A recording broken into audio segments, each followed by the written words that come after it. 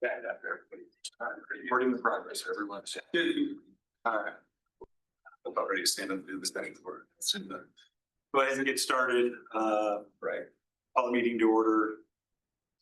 Is Jeff on or not? He didn't say whether he'd even be able to get on or not, so. Yeah, he thought he was going to, but I don't see him yet. Okay, never mind, see over there.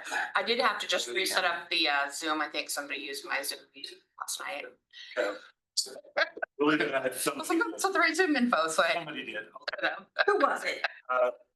I'll take a roll call, Marcel, if you would. Give it, Brian, Here. Lexi, here, Justin, Here. John. Here. Jeff, maybe he'll pop in. I'll watch for him. Yeah. First item on the agenda, the September 9th and 16th meetings. If you have any questions on, first we'll start with September 9th. On that agenda. What's the nature of the amending the fund policy? Is that something we do annually or? It's something it's kind of been a work in process, that and some internal controls policy. There was a new policy too that auditor was like, hey, wouldn't be a bad idea for you to have this. So it's something it's a work in progress. We've been working to try to. This is coming out of the audit. No. I mean, as a recommendation from the. One of those items was, but not all of them, yeah. We had some other documents that we knew were older. Yep, and then they had a recommendation, so it's just kind of a sweep to go through on the older ones to take care of. It may not be, it probably isn't going to be next week. We may have to push it out because we haven't had a chance to meet. Are we adjusting the internal controls policy, what it has been? No, I think it's just maybe just a fresh start. The affirmation, oh, okay. Yeah, it's not anything, Simple. it's not a revision on any kind of procedural. Okay. Some of the things were things that like we changed it in the ordinance, but it didn't get changed in the internal controls. We talked about changing the amount of funds that Shondi keeps in her little change thing, because like realistically, we're getting more cash payments with auto pay, people not wanting to pay for the auto pay. So they come in, she's got $20 to make change. Just some little things like that, nothing. Good. Thank you. Yeah. We'll make sure we get you a copy of it, and I can give you a copy anytime because it's still a rough draft. So. Anything else on there that would?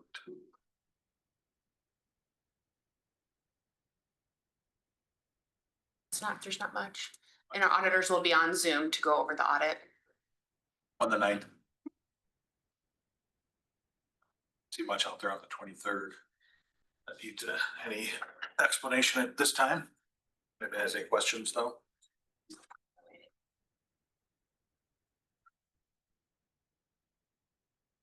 All right, move on then to department head discussion. Anyone want to volunteer? Yeah, that's what I thought. Okay. So I guess the only thing I got for you is the PD did an audit, or we did a state audit. It's yearly, or actually every 3 years. We passed the audit with no problems whatsoever. And that consists of compliance with programs, procedures, software. So we just got done doing that and everything went well with that. So Great. School just started. We're monitoring the area. We've had some issues with that, but we're doing the best we can with what we got with school traffic in the mornings and people not paying attention or listening to what goes on in the mornings for pickup or for drop off or whatever. But afternoon's been pretty good for the most part. Peosta is, I think we've probably touched on this a little bit, went well. Parade, I thought was a great turnout for the parade anyway. No issues whatsoever with the parade. I put out that temperature display sign. I don't know if you guys saw it or not. Yeah. There's a lot of people around it. I think it went over well. I saw parents and kids going up there. They're talking about it. So I think that was a good function to it, or, a good display there. I think it showed even on a nice day. Correct. Yeah. Not that I was hoping for it was going to be hot, but that would have really showed. If it would have been 90 degrees, the temperatures inside the cars would have been 150, 160. Right. But it was just showed you was the day. Correct. Yeah, it was a pretty nice day. It was still 90 plus. But other than that, I think that's all I got for you. Is there a report that we're gonna get on that audit? No, I don't think so. I mean, I can check on it. I didn't know if that's something, if it's an audit that we want to be, if there's not. No, it's just through our state system. Basically, it's just our state system, for our compliance, everything for that. I submitted everything. They said everything looked good. It's not even completed yet, they said, but it's completed. They said everything looks good on it. I didn't know if that's something we want to share. or I'll look into it and see, but not. And maybe we don't share it. I don't even know if we can. Right. Just on, Okay. yeah, since it's the software and everything, so. Okay.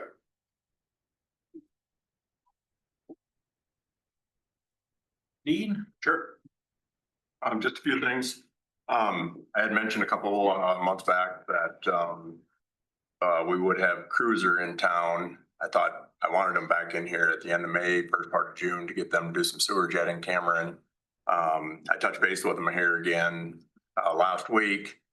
Aiming for the end of this week, I would lean more toward the first part of next week, hopefully to get them in here. I will reach out to them again the end of this week and see where they're at with things, but we do have a couple of storm sewer issues. One's up in Royal Oaks that there's some sediment out in the street, a hole out in the street that's settled. I want to have them camera that. It's not a big enough pipe that we can look down. It's only like a 10-inch, 12-inch pipe. So obviously we can't get down in there to see what's going on with that, but I'll have them camera that. And then we have another issue over here on Bren that some settling keeps reoccurring. So have them take a look at that as well. But one of the other things I want to mention up on Gretel Court, we had a water break last week. Residents up there were very respectful and understanding of it. You know, I apologized as much as I could, and they said, you know, no apologies needed. It wasn't our fault.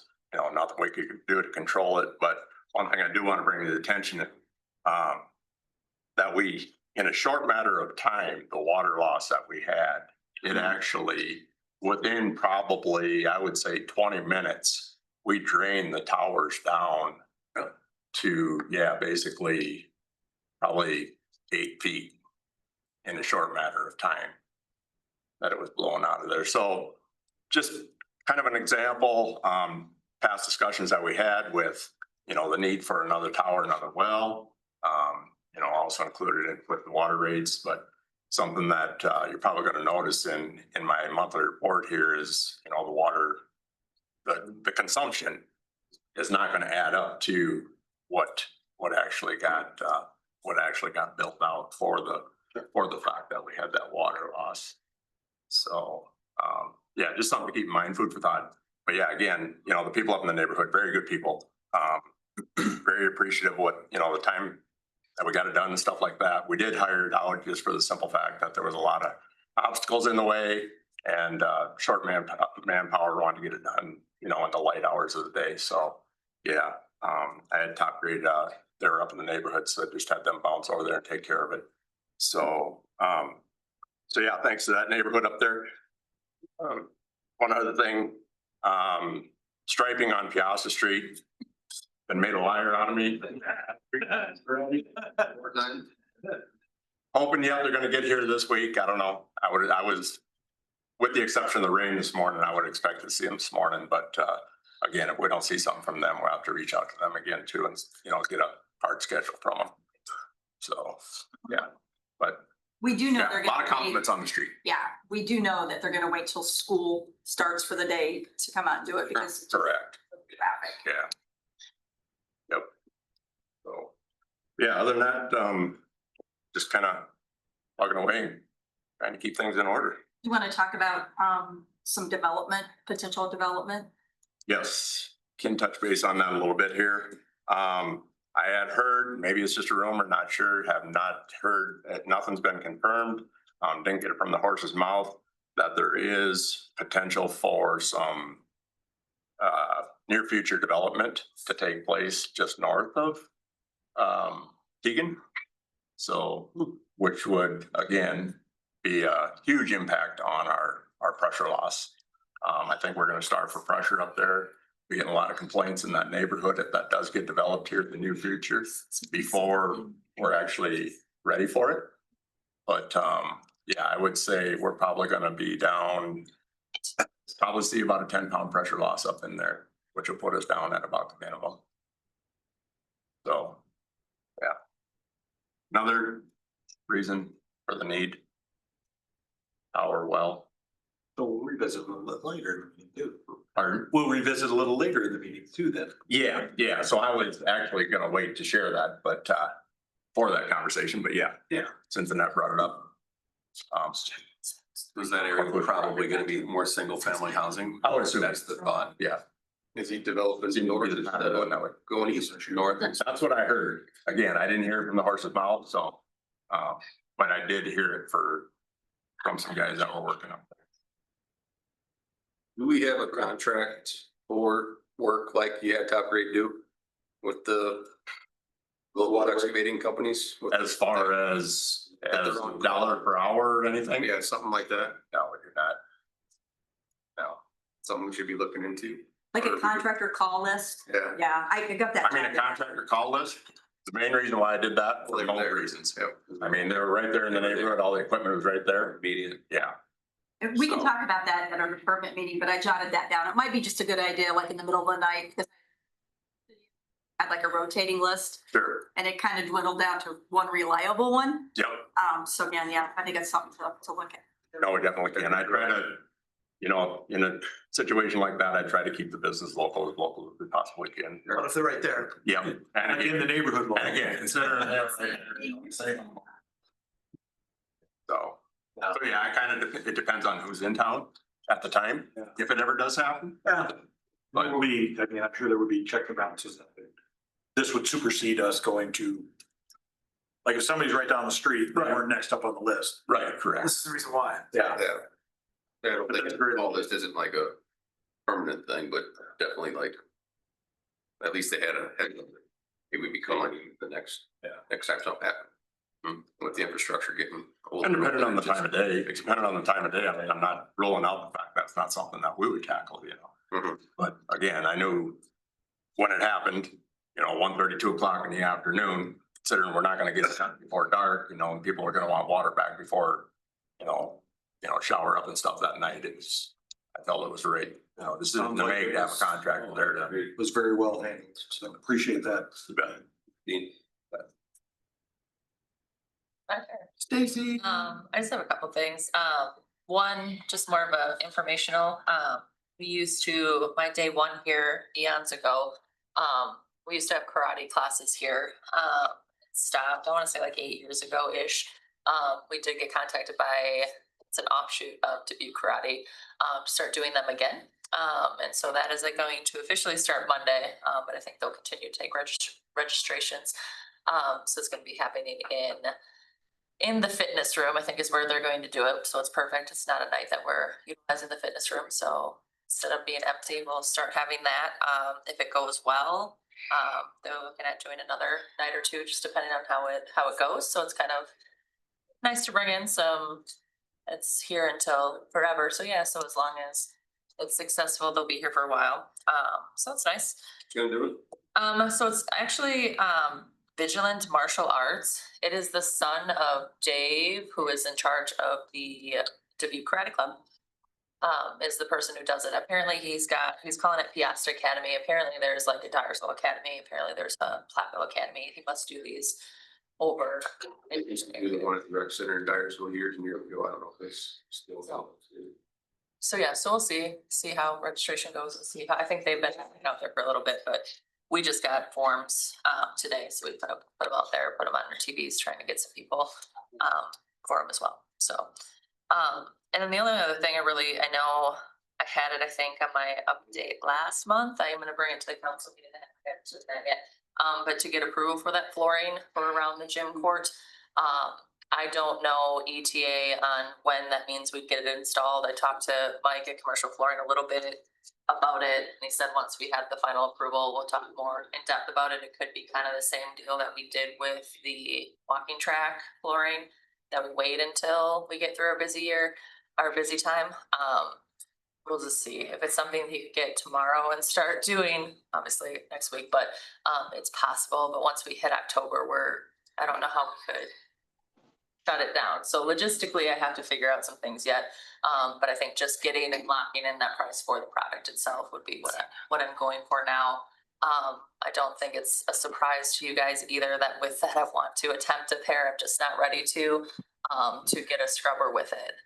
My biggest worry is spending the money and not being able to take care of it the way it needs to be taken care of. And I don't know that we're set up to do it as well as we should right now. So that will be coming as well. This did come in under budget, compared to what I budgeted, so it wouldn't be me asking for any more money. It would be coming from our reserve account, so it wouldn't be anything above and beyond what is already budgeted. So, Act like we were gonna ask those questions. yeah, I think, it's not a look, it's not a look, the look. It's not- How much? It's not cheap. I mean, so I have it down to two companies. One is coming the 15th to do a demo. The other one I talked to today, I told them as soon as possible, I want a demo. So it'll help, I think, answer those questions, but I don't want to get anything or say this is the one I want without actually seeing. Stacy, do they have those like on the shelf? So Tennant is the one coming on the 15th. The one we're looking at, I asked him, he thought it would be 3 weeks before we could get Okay. it. So nothing like crazy Got it. in terms of timeout. I don't know about the other brand right now. Okay. Well, that's good So, to know. Tennant is made in America, so there's no tariff charges. I There just you answered go. that question. What? She knew that was Dealing coming. with like everything that's on the floor now, like the chairs that get thrown out there and stuff like that, that don't seem to get picked up at night. That kind of stuff. In terms of like, what do we plan on doing? I mean, the machine's gotta be able to move. Yeah, so the ones we're looking at, obviously are autonomous. They can see those things regardless, like as long as it's above 18 inches, they can see it and move around it. It's not ideal because then that flooring doesn't get cleaned.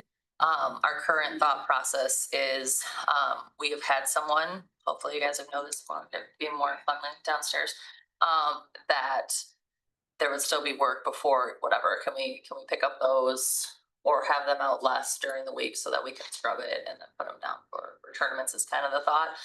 But worst case, if they did stay out, it is smart enough to know to go around it. All the machines we're looking at also has these obviously we're talking about tech, we're talking about whatever. It does go down. They're also able to be used manually. That wouldn't put us down unless we had to send the unit in. So yeah, like I said, I'm not prepared to say this one and here's my cell, but also don't want you guys to not know it's coming.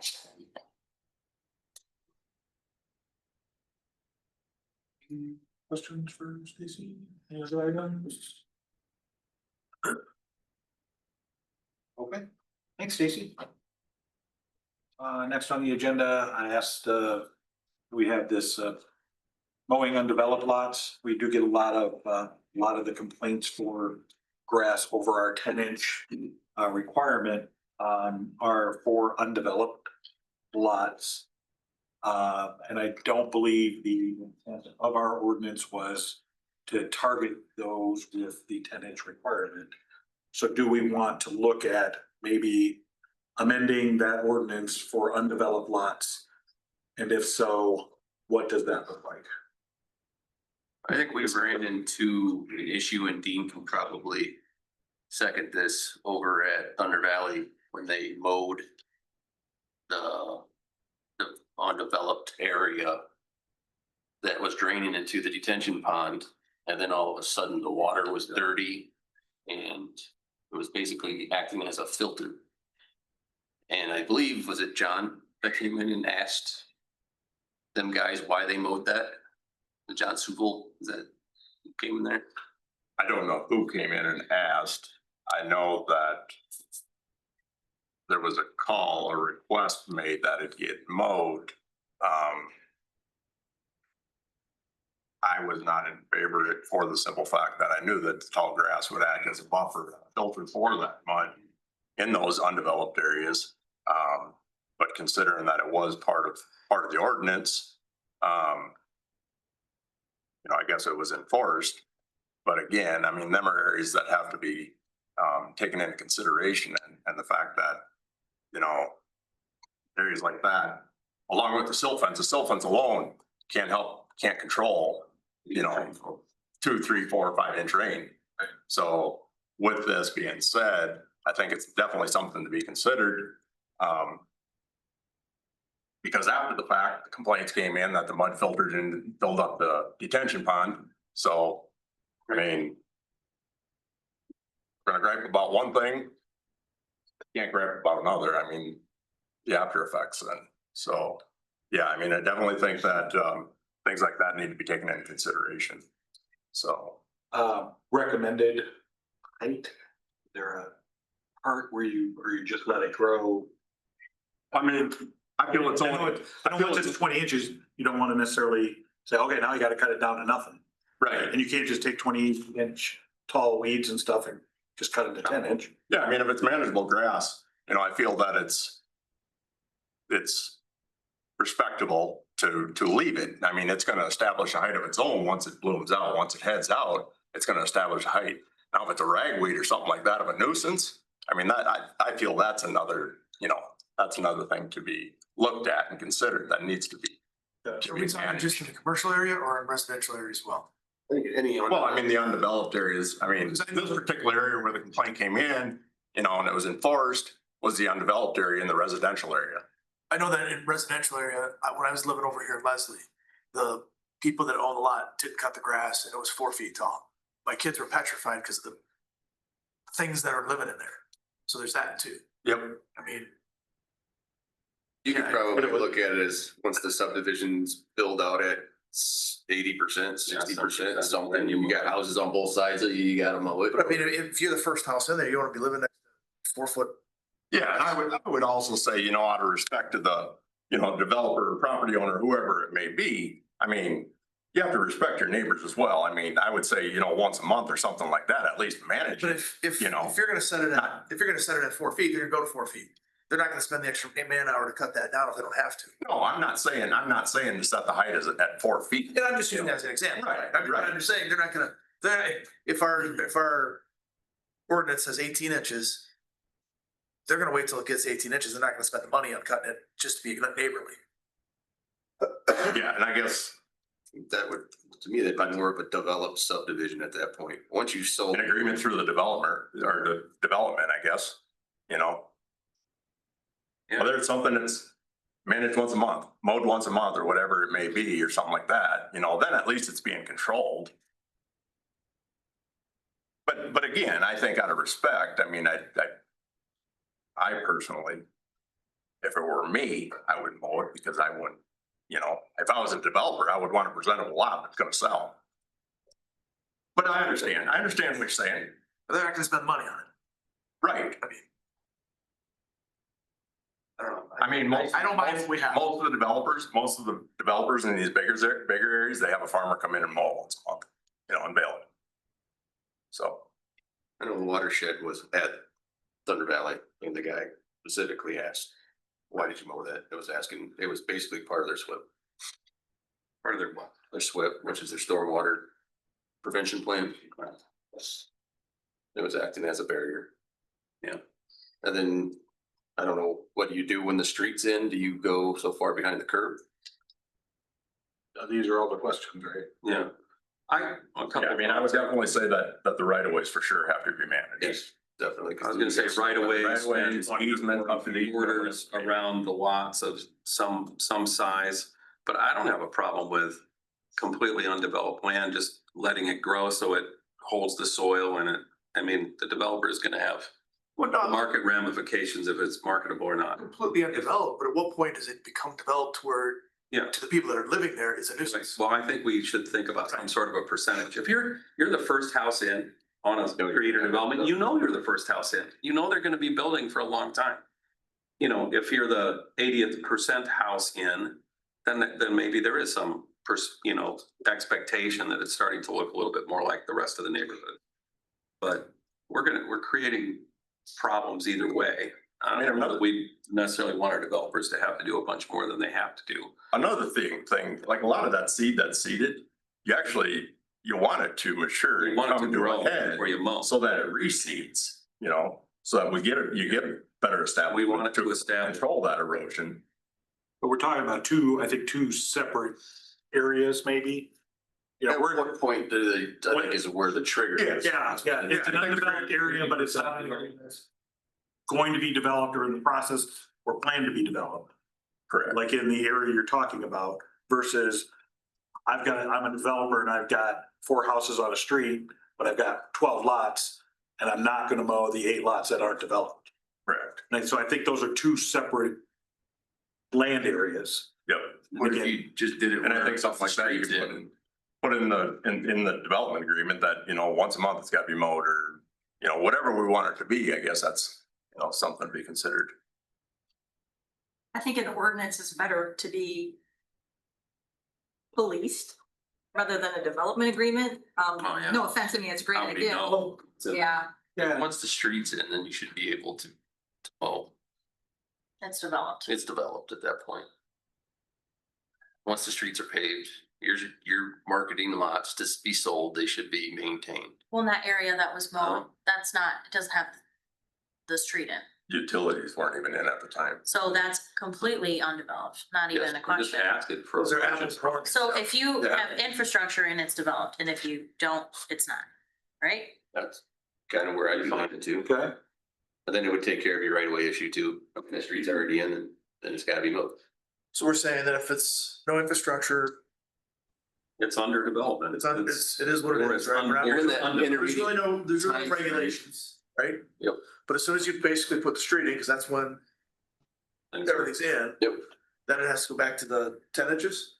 To the, To the subdivision to code. the original ordinance, yeah. So we should be able to just add in that Again. undeveloped. I mean, keep in mind, like some of them areas, if they're only seeded down with a rye or an oat or a weed or something like that. You know, if you manage that at 10 inches, it's not gonna come to a head and reseed. So, I mean, some of them soils are loose, they're not really established and in place and in contact. So again, if we don't let that come to a head to reseed, it's gonna continue to wash. I mean, we had that issue over in phase 2 of development of Thunder Valley, you know, we constantly down on Solomia and at the intersection of there, Solomia and Wyatt was constantly washing. Because the good grass wasn't established there. You know, until we get something thick and hardy, it's hard to control that. Do you have any insight from other developing cities that have already dealt with this, that have language or something we could look at, or? approached it. I wanted to see what the direction would be tonight. Sounds like we need something. I don't feel like I think an everyone's expert, in but favor of Yeah. something in an undeveloped, that it's not being held to a different standard for the undeveloped. strict Okay, standard. no, I can research it. Yeah, that'd be great, then, you know, get us some info to kind of chew on.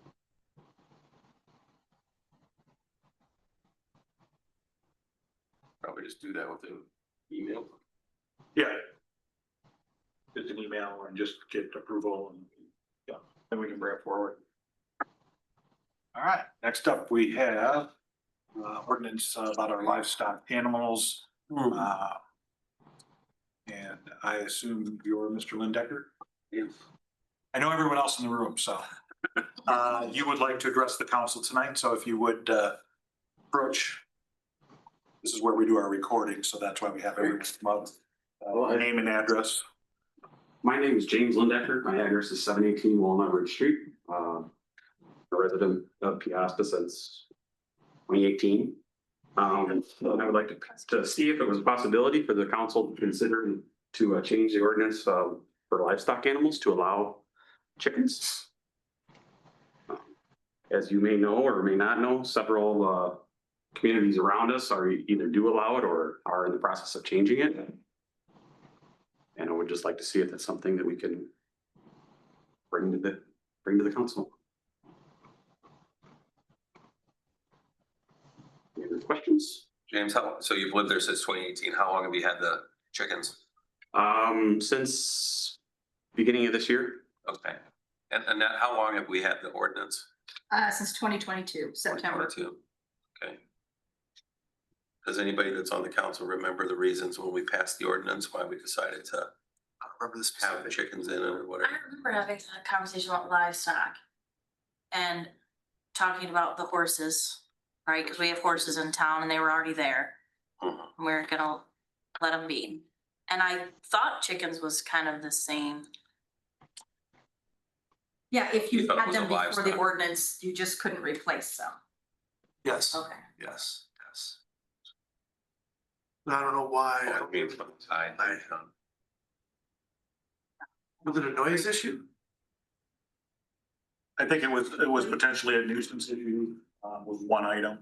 I think it was also as we discussed it, if I recall, it's okay, if it's chickens, well, why can't I have a goat? And if I would have a goat, why can't I have a donkey? I think it was a lot of COVID driven, when COVID happened, a lot of people just hunkered down and it was something that it was to do. But I don't remember. And I think it was a little bit of this and a little bit of that. And then obviously the conversation was, if it's chickens, is it goats? And then what's that for goats? Is it? Yeah, I just don't think we wanted to address it every week or every month. No. Okay, now we're going to move on to the next. I think the biggest thing was, is it a nuisance for your neighbors? Marcy mentioned that, and this does bring it up, we had some complaints about chickens running. Like getting out of their Yeah, their that coop. coops. And we had Yeah. complaints both directions. And then- And I appreciate the document that you provided us. It's very well written and very specific. However, I'm not sure you would be a responsible chicken owner, And that's all. dad, whatever. But I'm not sure that everyone would be. And then we have to send, Chief Comer over to say, hey, your chickens are running loose. Hey, your chicken coop is not clean. Hey, I appreciate you pretty much addressed anything that anyone would maybe bring up. And it's like anything else. It's like you're great at it. 7 people are great at it out of 10. And it's the 3 that aren't, that kind of make it difficult for us to say, yeah, everybody can do it. But would you also not agree that could be with any animal, whether it be a dog? Absolutely. Yeah, I do. Yeah. Okay, so So you said that there's a lot of the communities around us allow the chickens. Which ones are you referring to? well, Dubuque allows them, Asbury allows them, Epworth, Luxembourg, Rickardsville, Holy Cross, Belltown, and there's several others. I kind of went, Dubuque does allow them? yes, they do. They don't. I researched that they don't allow them. Asbury does not allow them. They do actually. If you call City Hall, they'll tell you. I called them myself. Yeah, I called Beth Bond's administrator. And she said they don't. So that's where I got my information from. And that's why I put that little chart up there of the surrounding cities. So I'll have to follow. Okay, I'm not gonna argue with you. I know that I called and Yeah. she directed me to it and said that they do allow. Person that I spoke with, so. Are you, your neighbors are Dave and Tracy? Right? Is that your neighbors, Dave and Tracy, that own the bowling alley? Kitty corner behind. Yeah, so he reached out to me too and said that he saw that you were on the agenda tonight. He wanted to know that he thought that you took very good care of them and he didn't mind it at all and was more than happy to support you in this change in ordinance. So just throwing that out there, he is a neighbor. Well, I do appreciate that, and I feel like I have a good rapport with all of my neighbors, and none of them immediately around me, and none of them He said have an issue or have complained, so. wouldn't even know they're there. I can chime in on this. I know Jim real well, and all of his neighbors seem to have no issues with it. I go over to Jim's house quite often. He does do a good job keeping them clean, and it's nice environment there. It's just something I guess I would like the community to consider. Sure, yeah. Yeah. I think maybe we may need to reconsider, as I think we've got some conflicting information of who does not allow them. Maybe us as a group, take a look at this and as we can, I was on the council at the time, and I don't specifically remember why we said no.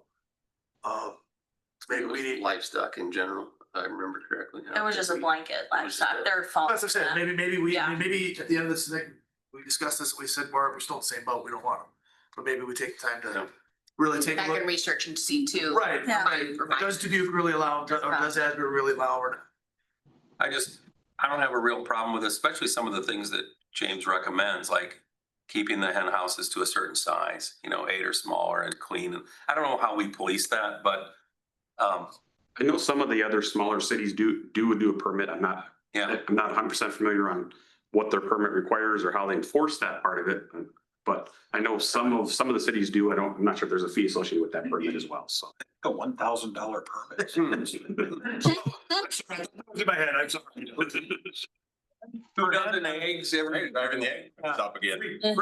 But, you know, I like the ideas of things are in the rear yard. Maybe there's a consent of the surround, the neighbors, the properties that touch, you know, like there's some other things we could incorporate in there. I mean, I'm just concerned about, you know, how does the neighbor feel about it? If neighbors don't care and people are doing a good job with it, hens are very different than goats. I mean, I feel like we can decide where we draw the line, you know, but. I do want to add though, there are covenants in each one of these subdivisions, and I would encourage you to look at your covenants to see if they're allowed. Because covenants will supersede our ordinance. Probably expired. Yeah. Usually they go It all 20-year depends what- run and then they, It depends on what's recorded. So again, I would encourage you to see what your covenants state that is allowed. Walnut Ridge. is probably Because again, some- covenants will town, right? supersede the So- city ordinance. If we are saying that the neighbors are okay with it, what if the neighbors aren't okay with it? To me, that might be, I don't know if we can make it a conditional thing of permitting. You know, it's like the surrounding neighbors say they're okay with a coop. And I mean, Because is there a percentage, you know what I'm saying? I'm just looking ahead and going, I would agree with that. yeah, You could have, I could have, you have five, Good you have neighbors. 6 neighbors that, one says no, does that? exclude you from having Absolutely, chickens? yes. I mean, these are just, and these are things I think we need to talk about or look at, you know, what is allowable and, yeah, if the neighbors all say, sure, that's great, and then a neighbor, you know, one neighbor says no. And I think the other side of that, Moves in and. No, the new neighbor moves in and it's already there.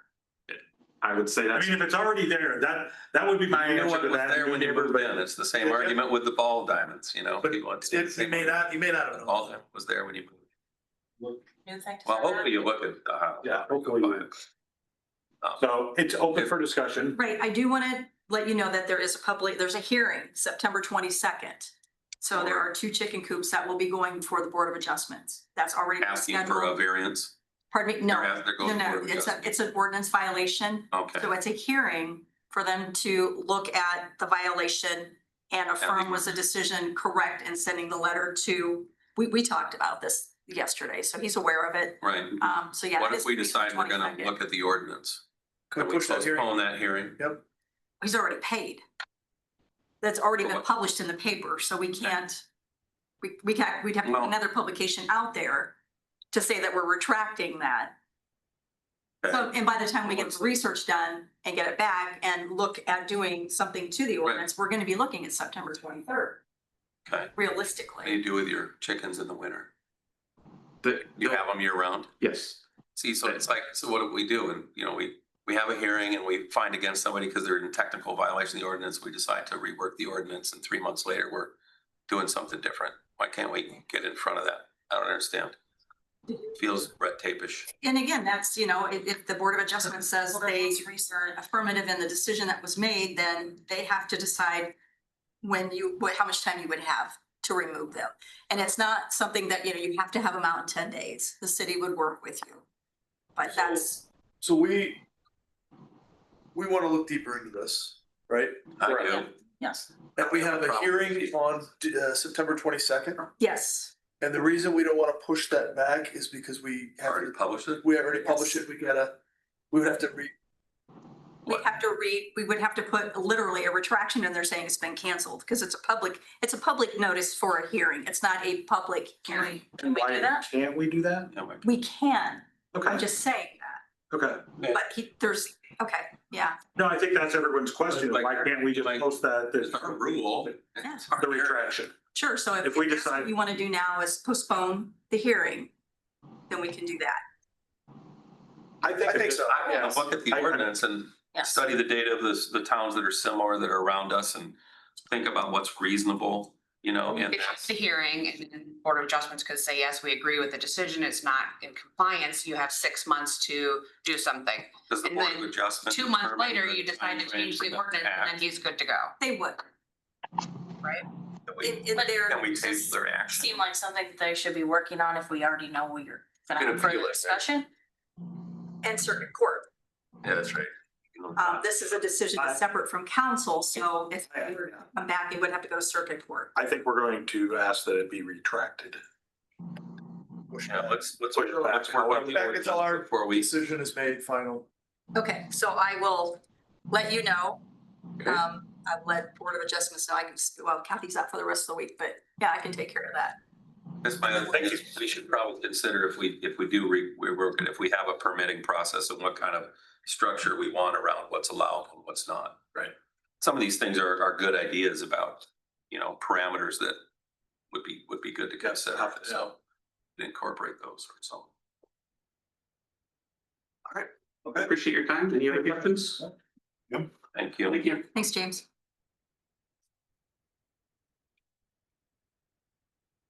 Next up, proposed meadowscaping ordinance. That would be. People are here. I want to talk to it. Want us to come up? Yes, please. You want me to go? Sure. It's the buddy system, Leanne. That's right. Buddy system, thanks. Okay. Brian Heyer, resident and planning and zoning committee member. Leanne Snyder. I forgot my address already. 8649 Ocean Drive. Next door, Jeff. Right there. Next door, Jeff. Can you tell him the address? We're out here. So, so the ordinance that we're proposing, it really started, no pun intended, a little pun intended. This has been a growing request, just to have native landscaping, and the verbiage of this being meadowscaping is how to have, easiest way to say it is a controlled type of a dynamics in an environment and in a community that actually is a younger population of the surveys that we've just recently seen, walking paths, having a lot more active areas, and how to have where it's a beautification process in our community, not no mow May. So understand right now, fully disclose, this is not a no mow May mentality at all. So it's more of taking areas that are in the Dubuque County area. You've got the we've got the slide up. So just certain examples on some of the different zoning areas of some pocket prairies. You've got the I-1 for Asbury, Dyersville, just a new pocket prairie of the R1, textile on their south side. That's a 3-year plot that you just have as a border. And then Tommy has in their M1 area. So that's just an area that they had just continually mowed, and they wanted to save money on mowing and have an area for their employees to walk around. Further down. So just some hillside mitigation of some of that washing area, and trying to not being able to mow it, but yet have it to where it controls the watershed, the water runoff. And Leanne can talk a little of that with what happens in their backyard. That other hillside R3 and then an R1 in a nicer neighborhood for their backyard. And then I should have thrown in the down at the harbor area in near the Illinois, on the walking path by the Illinois bridge here in Dubuque, but Gray's Lake, that's in the fall time, of course, but they just have controlled areas. So just with talking with the Mowing to Monarchs people, they actually have initiatives that the following companies and areas are going to be adding on plots in their property, just to, again, have it to where they're trying to reduce the mowing costs. They also want to bring in the habitation. They want to have areas for people to come visit. So it's not just beautification. It's also about how to complement the mowing areas with something that's more structured. And so figuratively and literally working together on having borders on this and having a controlled environment that gives more comfort. With the discussion that we had with the group here a month ago or so, just getting feedback, just with some concerns, and also just wanting to have ways of how to align this with, we've got just talked right now about the mowing on areas, on how can we have where we're exceeding the mowing limits, and how do we have safeguards, or I don't want to say control mechanisms, but really for those that don't take care of their places. And then how do we have this for areas that, like fences, location of fences from the property lines and the heights and so on. So it's really looking at it's a very similar type of dynamic on how do you make sure that on a property, if someone has, the intent, like I'll Leanne talk here a little on truly having their pocketed areas because they want a beautiful landscape area, just like we're talking about with Jim here, it's the people that have that intent and know and understand what they want to have, they're going to take care of it. What we don't want to have is those people that think that they can just let their yard grow or just throw these plants in and just not understand that it's a 3-year process to get to this. And then you have to have controlled, can't do burns in the city limit, but to have to where it goes on the go, or you have to mow it down certain times. So there's upkeep, but it's not every week or twice a week like we have to mow when we're in our rainy seasons. So the example that was shown here on the fences is just trying to go with the nature of our current ordinances on how to set up those boundaries and how to set up the safeguards on fronts of properties, side lots, rear lots, looking at small pockets and large pockets. So it's began with all of that, and that's where this is directing towards. Again, this is meant for not just a residential, but if you scroll a little bit, you can see it's basically all but the A1, because as we know, especially in planning and zoning, if we open that up to A1, It's a prairie. it's prairie, and they're grandfathered in, which that's a term we want to try to work around and wordsmith properly on this, but you don't want that, because if they're going to develop that, then they could have that opportunity where whatever they bring in, we can just have it growing up an entire growth that may not be the intent. Right. And so this is established zoning districts that people have the responsibility, dark birds and so on.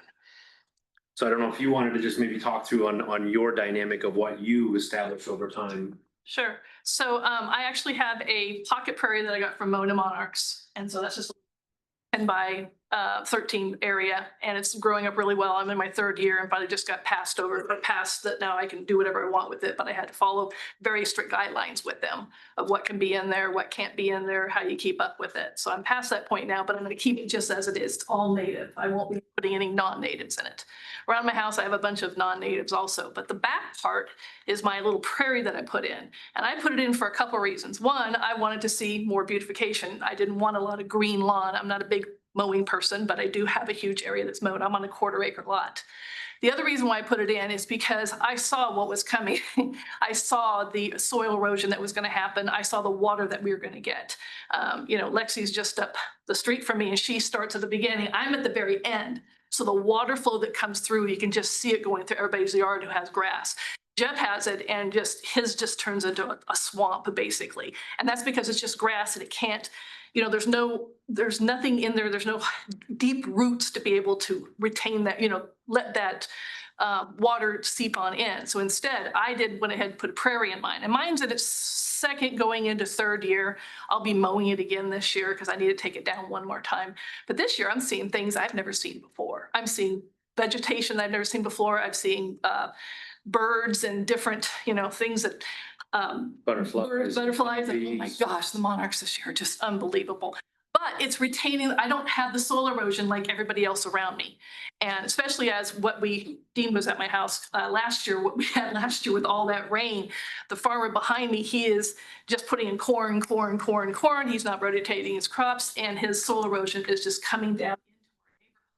And it's just coming in and it's coming right where mine's at. It just turned into a huge stream.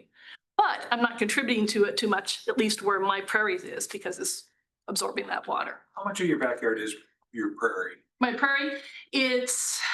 If we go down the road, I foresee it being Yes. somewhat limited. Yes, absolutely. And if you've got your whole backyard. No. Border to border. If it's 1/8 of it, it's not very much of it. It's the width of it. So what do we got? A 1/4 acre lot. So what's that? 80 feet by 20 feet. It's not the whole area, and it's the hillside. I picked the hillside very specifically for that reason. So I didn't have the problem that everybody else is having. It's working out well for me. So, yeah. So the proposal, the actual written meadowscaping ordinance would be obviously in the zoning district's application and go through a permit. A recommendation wouldn't be for paying for a permit, but it was more, it gives us guidelines as a city to make sure we have a process that is the same for everyone. So there can be no question of inconsistency. Approval on a site. If you see in 2nd paragraph is just talking about plantings exceeding 130 square feet, and that aligns right with the mowing to monarchs. So they have a 130 square foot pocket prairie. That was that small planting that we showed to that corner lot. That's what makes you eligible then to have where you can get, through that grant, you can get those actual free plantings and you can actually have them come out and help educate you and get the signage. And so it's a way for people to start with something small and utilize a resource like them. Then it would say we would note it here to keep it at a regulated level. So you can see it's not to exceed 25% of the property's total green space. So if you continue to go further on that second paragraph, the last step shows that it's all planting must include a 5-foot wide mowed border adjacent to sidewalks, homes, and neighboring properties. So again, that's trying to respect the neighbors and not have to where you're parking right up on the edge of the property and your taller type of natives are going to be drooping over at times. Third paragraph, no planting must exceed maintained within 30 feet of any corner lot. So that goes right in line with our fences that we have to deal with on planning and zoning also. And so it's just making sure that we are aligning with the other types of ordinances. Pocket prairies not to exceed 150 square feet, permitted in front yards, side yards, rear yards, and special yards. Maximum planting would be 4 feet. Again, just because you can't control some of those natives. You may speak to that. You may buy them that they say they're going to be 2.5 feet. And that may grow because of great soil up to 4 feet tall. Actually, mine's almost 5 foot. One of the plants. And then on the rear yard, it was saying that, so the prairie meadows, which is that next sentence, is ranging from minimum 130 square feet up to maximum 25% of the property's green space, shall be permitted side yards, rear yards, and special yards only.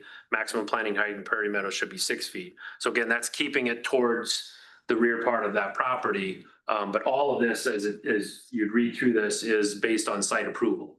So it may be a situation where there may be a neighboring home that it's just too close, and that city individual would say, we'll allow over here, but this is going to be a conflict. And so it gives us as a city, again, I don't want to say the word control, but just structure, helps us have structure and reliability. Oversight. And consistency. Yeah. And then there's actually the before any native plantings occur, permit shall be required, permit shall expire 90 days. So it's a lot of the similar language that we have with our other permits. And then we also have that accompanies this is actually, we've written up just a guide that I think you have the forward. It's the meadowscaping application guide. So it just goes through the overview of the program, the program benefits, how you are eligible, gives a little bit of a structured summary of this. Approved native plants. So those are the native plants for Iowa. And so it's a whole list of what plants and not outside of that list, unless it's explained that this plant complements the others, not an invasive species. But then there's also how to prepare, steps to apply, maintenance guidelines. And then here's the portion of in the additional notes, and you'll see this when Marcy gets this to you, is failure to maintain. So it's putting those boundaries, as you were talking about with Jim, on there may be people that have a perfect intent, but others may not have that. Well, you've got to have consequences if you're going to try to abuse. So initially a letter within the first 60 days if they're not taking care of it based on the structure of this. After 60 days, and a penalty of X that would be recommended. And then if not after that 60 days, then the property owner will be subject to the city contract and professional service to remove and or recover the native landscape area, and all fees will be charged to the property owner. So it's making very clear, tight guidelines for this for proper oversight, right? Yes. Oversight, yes. Brian, can I ask you a question? Yeah. Who's going to enforce these? That's a good question. You're looking So at that it. would be one of my biggest concerns as well, is who's going to manage the program. And then my other worry is if we don't put some sort of guidelines in place, that it could get out of control really quick. So I see the importance of putting some guidelines in place for this to help protect neighbors and make sure that it's where it should be. But that's my biggest question, is who's going to manage this program? Because you had, when I had met with you, you had let me know that Monarchs program is going to be out of funding by next year, correct? Possibly. Yeah, it looks like it may get extended. That's the word on the street. Do they manage their program, meaning they come out and visit property? Absolutely. I have a That's where the management's coming. Yeah, they Yeah, just the came site out to our manager had to place. come out and manage and look at my property every year for 3 years. Yep. People that proceed on their own with the list of approved native plantings and whatever, it'd kind of be on them to honor it, and somebody else Right. has to see if they're meeting the requirements or not. Right. So it is a legitimate question. Is that something the DNR would do? Probably not in some. Not in city limits. Cause I like the idea of boundary, you know, the ability for people to do this on a reasonable basis. I like the fact that you've come up with a percentage like 25% or whatnot. My biggest concern on this one is the prairie meadow concept itself and side yards. I mean, some of our lots are pretty small. My side lot yard is pretty small and it's right next to my other neighbor's really small side yard. So I don't know, like, I like things at the back, but then I realize we have properties that people's backyards back up to each other, so. Maybe Was there something in here about a 5-foot barrier? Yeah. Yep, But your side yard, you couldn't do it. Yeah. If you don't have a 5-foot. Yeah, and I was even gonna propose, maybe we consider a bigger buffer than 5 feet. You know, for some. When somebody's small lots, 5 feet. Especially if it's a prairie meadow that's, you know, somebody has a big lot, and it could be a pretty big meadow. You were just running I mean, on I that think fence we were ordinance, right? Pretty much. That and also just hearing from what, when it's not done correctly in certain towns, like I can't remember what street in Dubuque. It was Clark Street, Clark. where they put it right up against the sidewalk, and of course, what do you know is gonna happen when you have, you've got all this planting over here that's dense, and you have this nice open area where the plants are just gonna fall on there. Yes, they do. You don't want that, and so that's also sidewalks, that's where it's stated in there, it has to have that mowed border, because again, we want people to be able to walk and enjoy what's over here and not have it to where you have to try to walk out into that grass parking area of their sidewalk.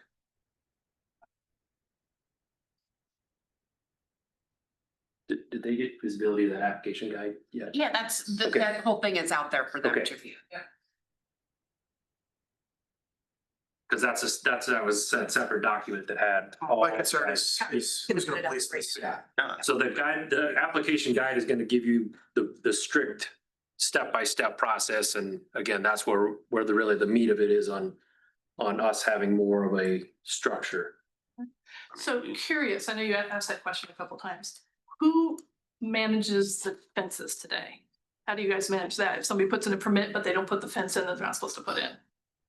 Dean and I work Yeah. together on that. Okay. If it's not in compliance, Right. they have to ask for a variance, then it goes to the Board of Adjustments Okay, and they make the so you determination. do have something in place. Yeah, we do have a for process. when you do that. Okay, that's why I was asking. And there's a permit, Yeah, because it takes students time to go out and look at it. absolutely, which is what There's the a fee. is too. Question There's is, a permit fee. the city, Dean, and that probably responding to complaints or. Is it more complaint driven than most anything probably, right? Would For be- fences, Well, I mean, any of these items that are, but this would be the same with grass, where it'd be Yeah, the it's- nuisance, Yeah, right? Right, That's become a new, and that was that disclosure in the guide is saying that'd be the new. right, right. But my only comment being though, that some of this gets pretty technical, types of grasses, the things that are allowed that aren't.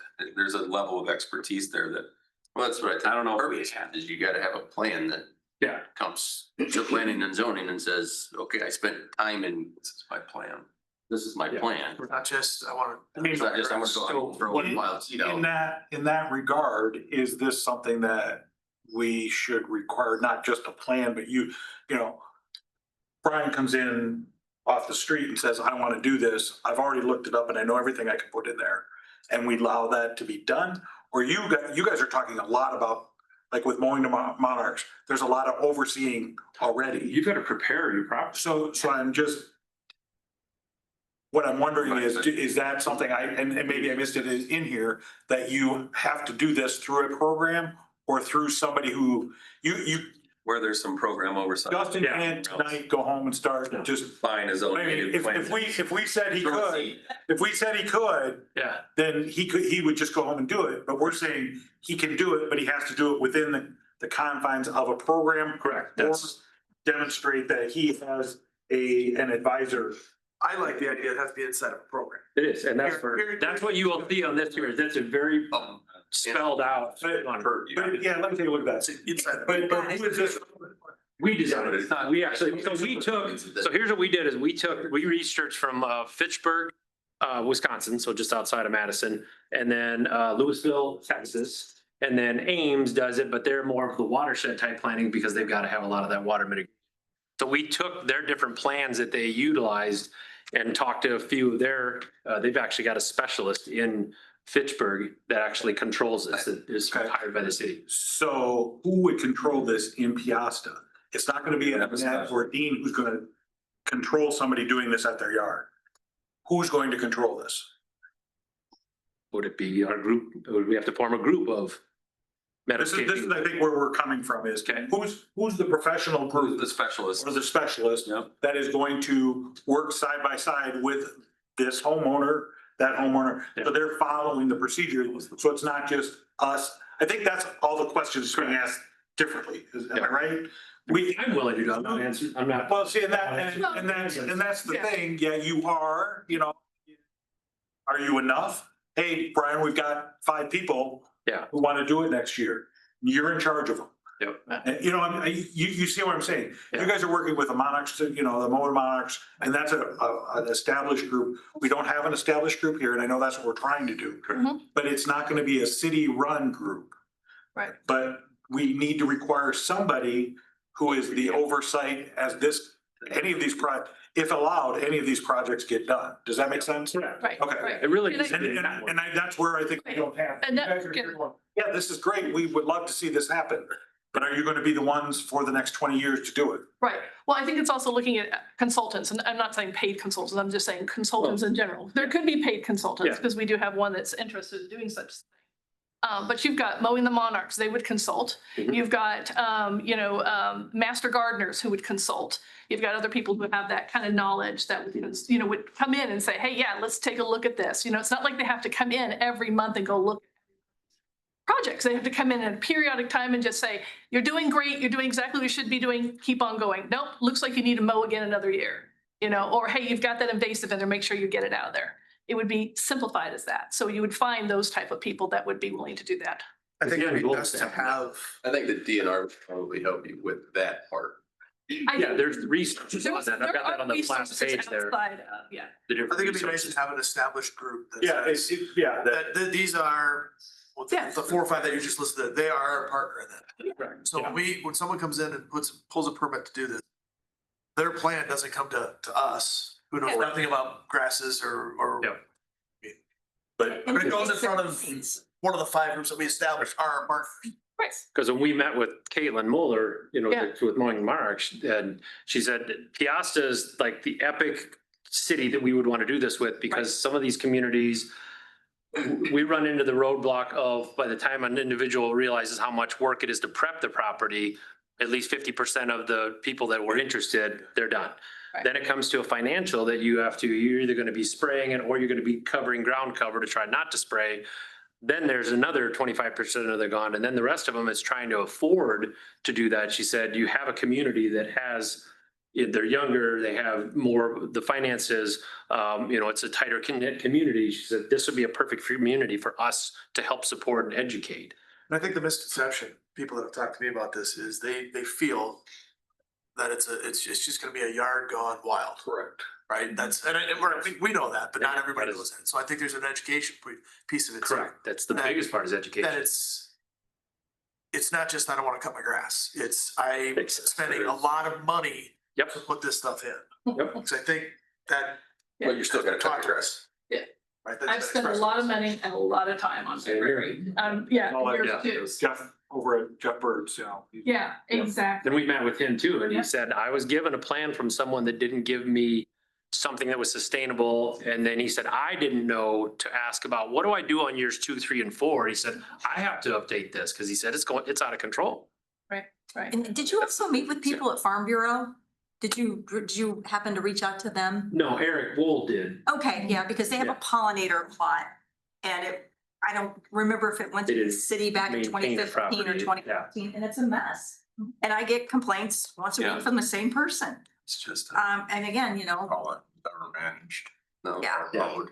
I don't know. it's been burned a couple of times, but there's so much scrub in there and it's just a mess. It's just a bunch of noxious weeds. It was Oh. New site. It was right now. There's a lot in there. Son Steve. Peosta.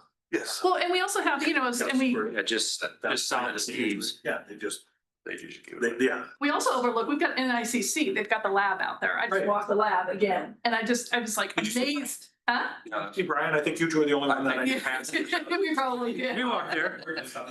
It's gorgeous. I mean, right now we're getting asters and we're getting the goldenrods. Everything else is dying off and everything else is coming in, because remember, one season. I mean, they're going throughout the season. It keeps changing and updating. That's what I'm seeing right now.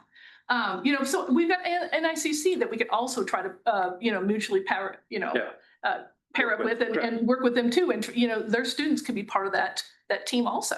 And they've qualified as a natural habitat in that area, because there's watershed and there's shelter for any type of, I mean, four-legged and all of the different insects. And so obviously we have to make sure our language says that, hey, we can't just take that away from them because they went through an application process with the city or with the state to get to that level.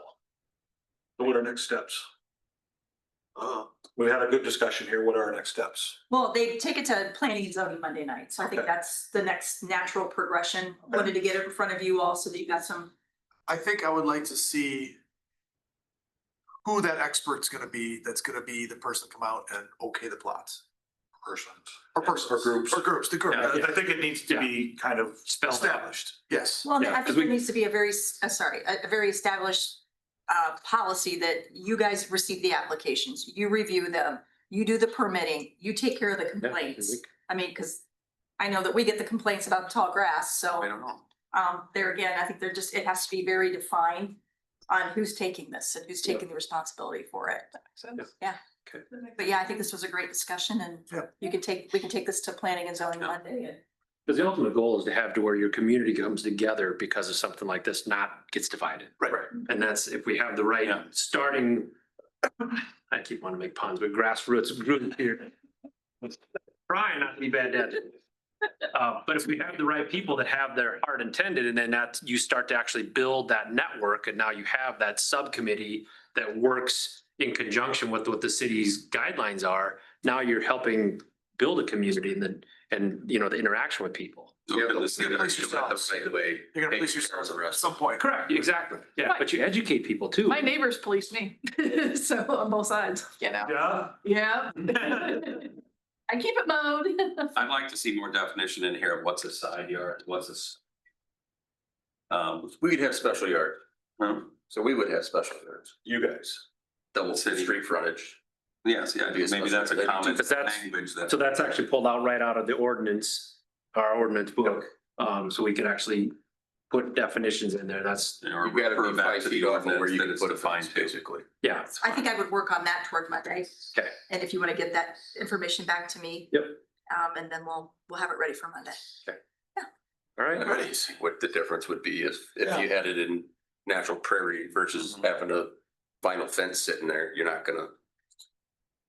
What's the difference?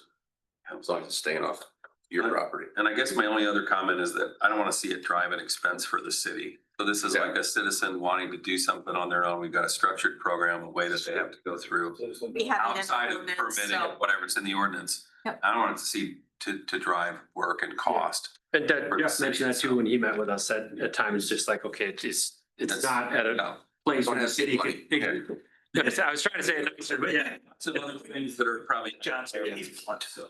But that's where, you know, the city wouldn't have, or they're giving someone something, because in order to get a bigger result, you have to have skin in the game. And a property owner Right, needs to have all their the skin in the game. expenses of maintaining it, Correct. doing it are on the private property owner. I like it. And then at what point is it, they're not maintaining it, it's gotta go.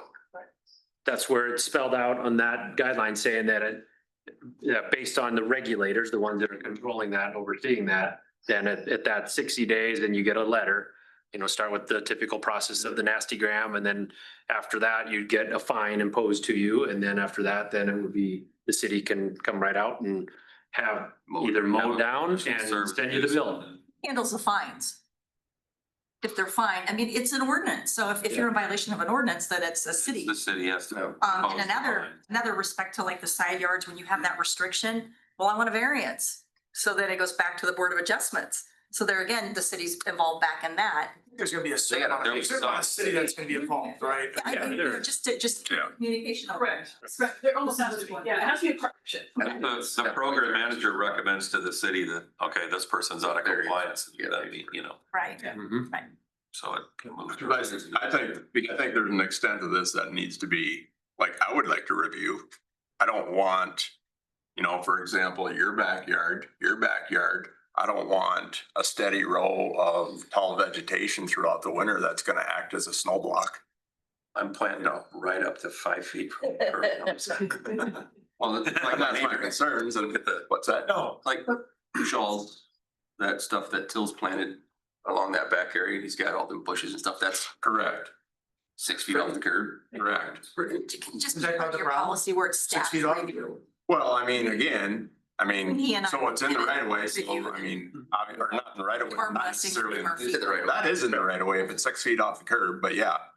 I mean, if it were ever have to be removed, we're not responsible for replacing it, but I'm saying, you know, there's structures of sort that create, you know, snow block Outside the right of of a way. certain a nature, minimum of depending on the areas, you know. Order or so in the something. ordinance, we could have something when a permit is pulled, that the city does inspect the area to make sure it meets. They're not gonna tell you this is how you do it. Right. But they're gonna say, Can't have it up here. you know, this would not be, this is not within Right. with what is allowed. Yeah, I mean, I definitely think that this should be brought to our attention so that we can. Correct. No, there review it needs to be as full well. transparency to the city. Just like when a fence permit gets pulled or anything like that, you're called in.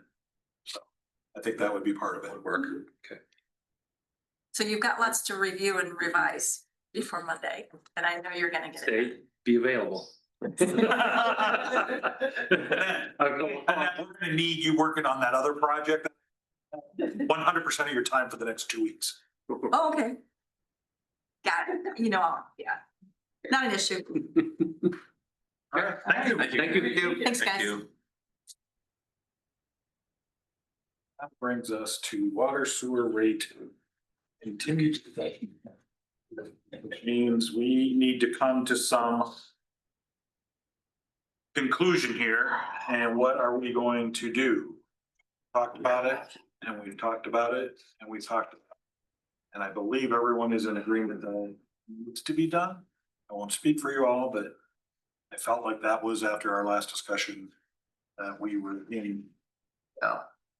I think, I'll speak for myself, is it needs to be done.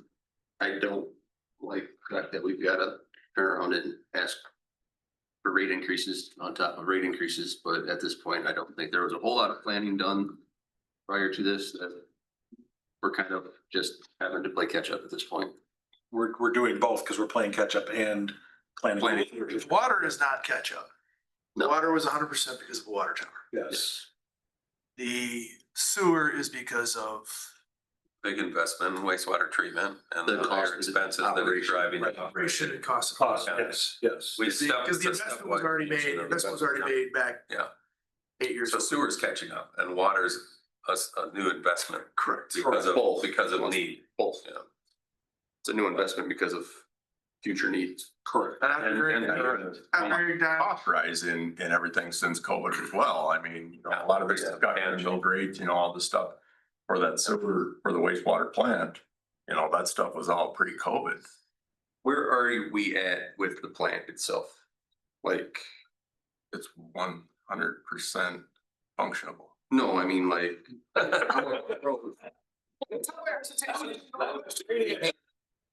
How much growth could we handle until that plant needs to update? We were told at the time half capacity. We're at. It was at half capacity. we built it. 20 years, 30, is that what you're going for? Yeah. 20, So if they 20 have years, 30 capacity years, of 40 2,000 years. people, it's gonna be, Yeah. I mean, Growth, you're probably, what do you think you're at right now? depending on 60? growth, At probably 60%. That's comforting. I can't say for sure, Yeah. but I mean, that, you know, that also depends on the business that comes in town, you know. What commercial business, what industrial they business push come in it? town? Is everything gonna be? Question. Yeah, I mean, is everything gonna be residential? I don't know. I guess I don't know how to answer that. Yeah. There might be something in the study that can be pulled from that. I'm assuming they did an assumption, you know, based on the growth that's happening now. This is what we would say the life expectancy is of that. There was, I don't remember what it was, but there was a projection based on growth at that time. It'd be interesting to compare their projection with what we just got out of the housing study and stuff that we did last year. I think they did it. I feel like it I accelerated. think they said they went pretty aggressive on the growth. That's good. Who did the numbers? Is it Origin? Origin did, IAW. Yeah. I'll look that up. Thank you. So I'll look it up in the plan. Hopefully after the first one's paid for. Yeah, well, I'm trying to say, I don't want to get us into a position where we're having to do this again. If we do this correctly this time, we can make the rate increases substantial enough that they're going to cover the cost of this over the years. Problem is what We're going to have to figure out what that is. the problem How is do you when you step go it? to, if in 10 years, we've got to upgrade the wastewater treatment plant, we're probably talking, it's not gonna be. And there are gonna be. Well, it's going to have to take money out. For example, I mean, the sludge pit, if, you know, our storage pit, if that was at build time at 50%, I can tell you, we max that out twice a year right now. So that is at 100% capacity right now. So there's certain areas out there that, you know, vary. And SR requires that rate study every 5 years as well, so Every depending on, every 3 years, so depending on interest rate. Says they're gonna review that and dictate whether or not we have to make any changes. Hopefully not, but I think we basically made as little changes as possible. We probably should have been making a little more aggressive Yeah. jumps here. 2% every year. When we've built the plant, I think the rate went up pretty sizable. Right. Yes. But then we had the sludge issue that we had to raise it. You know, so we had some unexpected expenses that caused us to do the incremental increases. Which you're gonna have those, right? You're gonna have. Just had cost of living increases. Well, That just cost of living, operation inflation. increases. And I was gonna COVID, there were so bring many that up. variables that really pressured us those 2 years that just made them go crazy. I mean, that's where we're at. The reality is those 8% inflationary periods that we had a few years ago, you can't sustain it with 2% increases every No. year. And I was gonna suggest that we actually index, you know, beyond this 3 years, that we index it to a CPI index. You know, as a regular part of our rate decision. So it's at least keeping up with the underlying expense growth in the market of things, of people, of whatever it is. Yeah. And I'm convinced, I think Heidi's convinced me we shouldn't spread these rate increases out more than the 3 years that she recommended for the reasons that she said. I don't think it's feasible. No. So I think we need to take that recommendation on face value. Based on what Dean said about a simple water break. Yeah, we need to have that cushion there. And did you mention That was that with Cut relatively quickly. what we're hearing Yeah. about the new development, Then- because I was writing some notes down about needing a booster station? One under eroded. He didn't. Yeah, and I did. Okay. That's what I said, you know, we're gonna be starving for pressure. We're gonna be maximizing. I mean, we're gonna be at low limits up there. Complaint driven, once, you know, residents, once we start building houses up that direction, any further north from where we are. You know, and this is something that I've said in the past that, you know, we're about maxed out to what people will tolerate for pressure. Where we're at right now on Teagan Drive. That's for a 2-story house. Pardon? For a 2-story house. Correct. Like the fact that we have to do this, but I think based on all the facts, we have to do what Heidi's suggestion was, or recommendation was. I would agree. We have to have the water capacity. And that's me That's coming. a given. We have to keep up with the growth. 180 degrees. Yep. Well, we'll be ahead of the growth after the water tower project. We'll be ahead of growth for a period of time. For 3 weeks, we will be. Yeah, and that depends on the growth. Yeah. Yeah. You know, what the growth is. All right, so Steve said. we need to write an ordinance. We need to do a resolution, Public hearing. We're gonna go to a public public hearing. hearing. We need to have a Yes. public hearing. So Tuesday, we'll schedule a public hearing, correct? Yep, I have The it already out 23rd. there. And that night we'll have the public hearing and we can have the first reading of the ordinance On the 23rd, on the 23rd. okay? We'll publish the rates and things in the ordinance. Well, we should be able to have that ordinance put together for Tuesday night. Tuesday, so yeah, I- People can, when you're setting the That public would be hearing. good. Ordinance will And have if it you in had there. a chance to look through that information that was out there with those spreadsheets that you can play around, put your consumption in there and say, okay, if I'm a 3,500 gallon Yeah. user, what's my rate gonna look like now? What's it gonna look with the next successive increases? So this way, we're being very transparent about what these increases are going to do to your usage and to your bill. As well as there are averages out there. Kathy was able to get all that information. If we can present that in some way that's in the public information too, like our average user, commercial users here, our average, whatever. So what I want to work People can on see where is they're at. contacting our website people to see if they can fill like a buildable form on our website. So you can go right there and that's plug great. it in. How is this gonna affect me and what's it? Your usage Right. for your month on your. Yeah. So that way it's not an Excel spreadsheet. It's a built-in fillable form that's static. The only thing that's going to change is whatever number you decide to put in. It's a great idea. And then sewer is sewer. And it's going to cost. Based on- It's going to cost us to build that page, but it's money well spent. Yeah, exactly. So that way we can direct people to the website to say, if you want to play around with it a little bit so that you can either make plans to be a little bit more conservative or, and just basically know what your bill's going to be. Yeah, for sure. And we'll see if we can get Heidi on that call for the public hearing on the 23rd, so that she can be definitely. there to answer questions, explain. And if you'd like Steve, I know Steve could probably either be available either by Zoom or in person, and we'll have Dean here, so. Right, Dean? Second meeting of the month, we'll have you here. He's already formulating I answers. think it would be valuable to have the design engineer there to be able to comment. and I was just explain. thinking about a picture that I sent to Mike and Stacy and Annette yesterday, you know, about the disrespect on some aspects. You know, and the stuff like that that drives cost up. And it was one of the fire station bathroom that was filled full of cardboard, brown paper bags. And all that stuff. And it goes. And that's stuff that people try to put down the toilet or whatever it may be, or if there's humor behind it or whatever it might be. It's that type of stuff that drives the cost up. Type of stuff that we can't control. That'd be The manpower that it article takes. maybe in the newsletter, like things that drive up Well, cost. Dean and I talked about this, and I got to the point where it's like, I want to put this on Facebook. This is our community. This is how you're treating an amenity. And if that continues, we have every right to say it's done, closing it down, no more restrooms. I mean, to me, that's proof in the pudding. I mean, that's disgusting what he showed me. It's no different than people flushing bath mats down their toilet that clog up the auger in our lift stations, diapers, Fireball, liquor bottles. Yeah, I'm hiding them from mom and dad. You're still hiding. And I mean, Yeah, with you, I know. it's up to you, but I feel compelled that we need to show this to the community. This is what's happening. And if you're okay with it, then, because I mean, it was disgusting. You gotta police, your community's gotta police itself at some point. And I mean, it probably just helped a little bit from us communicating this and it's on a recorded session, but I really feel that we People need to. reading the newsletter probably aren't the ones jamming the stuff. Yeah, I know. Right. That's just, yeah. So many, if you see something.